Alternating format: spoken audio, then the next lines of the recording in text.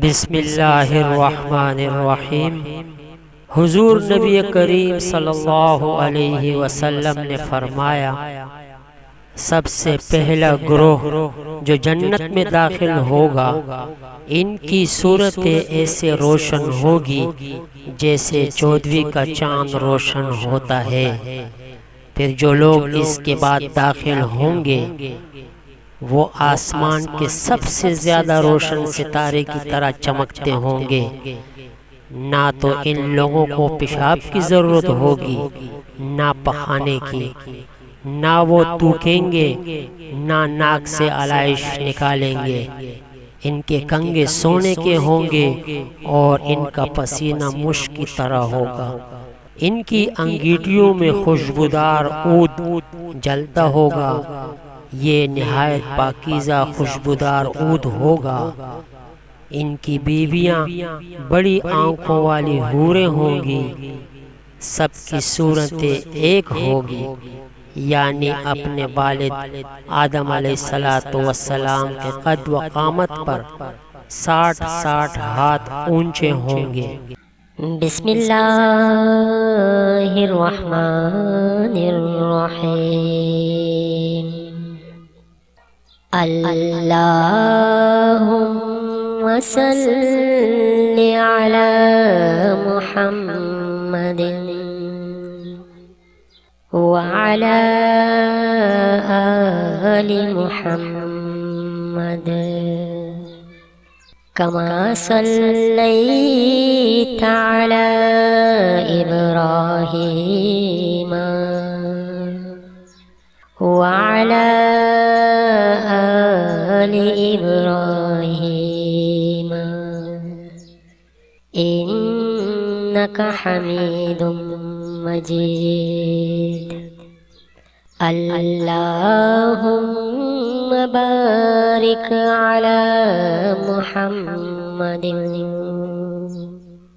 وعلی آل محمد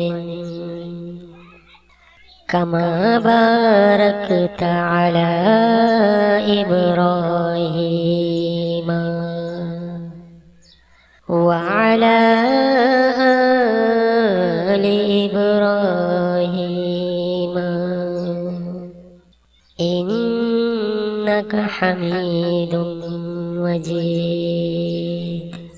ہم نے آنکھوں سے دیکھا نہیں ہے مگر ان کی تصویر سینے میں موجود ہے۔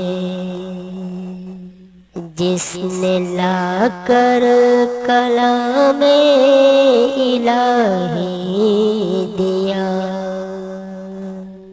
وہ محمد مدینے میں موجود ہے۔ پھول کھلتے ہیں پڑھ پڑھ کے صلی علی، جھوم کر کہہ رہی ہے یہ باد صبا، ایسی خوشبو چمن کے گلوں میں کہاں، جو نبی کے پسینے میں موجود ہے۔ ہم نے آنکھوں سے دیکھا نہیں ہے مگر ان کی تصویر سینے میں موجود ہے۔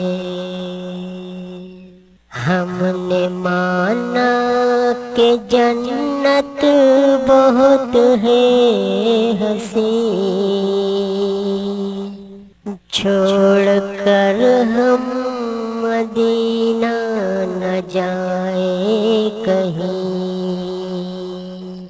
یوں تو جنت में सब है मदीना नहीं, और जन्नत मदीने में मौजूद है। छोड़ना तेरा तैयबा गवारा नहीं, छोड़ना तेरा तैयबा गवारा नहीं। सारी दुनिया में ऐसा नजारा नहीं, ऐसा मंजर जमाने में देखा नहीं, जैसा मंजर मदीने में मौजूद है।